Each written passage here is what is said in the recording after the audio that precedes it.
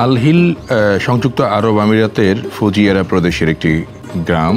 100 বছরেরও বেশি সময় আগে এই গ্রামে মূলত ধনাঢ্য শেখরা বসবাস করতেন, যেটা এখন বলা হচ্ছে যে ফুজিয়ারা প্রদেশের এখন যিনি রুলার তার পূর্বপুরুষরা এই গ্রামে বসত করতেন। এবং ট্র্যাডিশনালি হোম এবং প্রাচীন গ্রাম, আরবীয় প্রাচীন রীতি নীতি সভ্যতার যে নিদর্শনগুলো আমরা যেভাবে দেখেছিলাম ঠিক তেমনই ছিল এই গ্রামের পরিবেশ, বাসাবাড়ি, বসতি, সব কিছুই সেরকমের। এটি একদম পাহাড়ের মধ্যে একটি নিরিবিলি গ্রাম, এখনও ঠিক একইভাবে সংরক্ষণ করা হচ্ছে।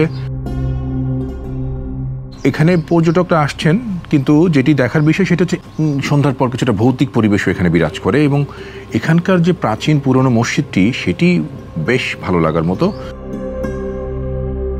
10 ফিট বাই 12 ফিট একটি ছোট্ট মসজিদ, মাটির তৈরি। এর ছাদটি ওই রকম ছন ছাউনির মতো একটি কাঠামোর ওপর দাঁড় করানো, যদিও এখন এটিকে আধুনিক করা হয়েছে। এতে এয়ার কুলার লাগানো হয়েছে, ভিতরে ফ্যান চলছে, মেঝেতে কার্পেট বিছানো হয়েছে, কিন্তু এখনও বাইরে থেকে দেখতে সুন্দর। এই মসজিদটিতে একজন বাংলাদেশি ইমাম রয়েছেন, বেতনভুক্ত। তিনি এর পরিচর্যা করেন এবং এখানে নামাজ পড়ান, ওয়াক্তের নামাজ হয় এখানে।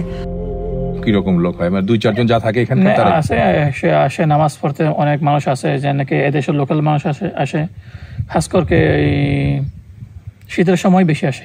আপনি কত বছর ধরে এখানে আছেন? আমি এখানে 14 বছর শেষ হবে, বছর শেষ হলে 14 বছর শেষ হবে আমার এখানে এই জায়গাতে। আপনি যখন যুবক তখন এখানে আসছেন নাকি? না, যুবক না, তা দেখেন 14 বছর আগে আসে আর কি। আপনার নাম কি? আমার নাম হাফেজ আবুল কাসেম। আবুল কাসেম। বাড়ি কোথায়? আমার বাড়ি চিটাগাং। আরও একটি বিষয় হচ্ছে আল হিল ফোর্ট নামে পরিচিত এই কারণে যে এখানে যেহেতু শেখের বসতি ছিল, সেখানে একটি উঁচু পতাকা ওড়ানো যে বিল্ডিংটি আমরা দেখছি, এটিকে তারা বলছে বন্দিশালা বা কারাগার। যারা এখানে অপরাধ করতো তাদেরকে এই বন্দিশালায় নিয়ে এসে বন্দি করে রাখা হতো। পাশাপাশি এই ফোর্টটির সুরক্ষার জন্য আশেপাশে কিছু বাংকারের মতো ছোট ছোট পাথর দিয়ে ঘর করা আছে, যাতে সেনাবাহিনীর সদস্যরা সেখান থেকে পাহারা দিতে। মানে তৎকালীন সেনাবাহিনী বলতে আমরা যা বোঝাই আর কি। এটি সমতল ভূমি থেকে বা আরব সাগরের যে সি লেভেল যেটাকে বলি আমরা, সমুদ্রপৃষ্ঠের উচ্চতা থেকে প্রায় 1 কিলোমিটার উঁচুতে পাহাড়ের মধ্যে। এই পথেতে যখন আমরা আসছিলাম তখন কিন্তু পথের মধ্যে চমৎকার একটি দৃশ্য ছিল।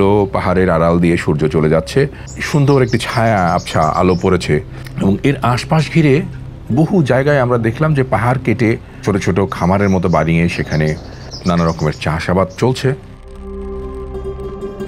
1100 বাড়ি ছিল বলে বলা হচ্ছে এই এলাকাটিতে, কিন্তু এখন আমরা যেটা দেখলাম সেটা মাত্র কয়েকটি বাড়ি রয়েছে ওখানে।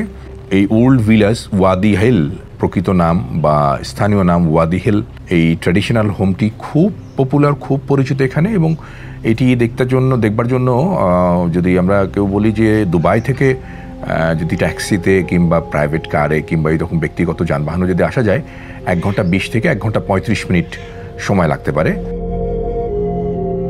দেখতে গেলে কোনো টিকিট কাটতে হয় না। এখানে মানুষজনও খুব কম।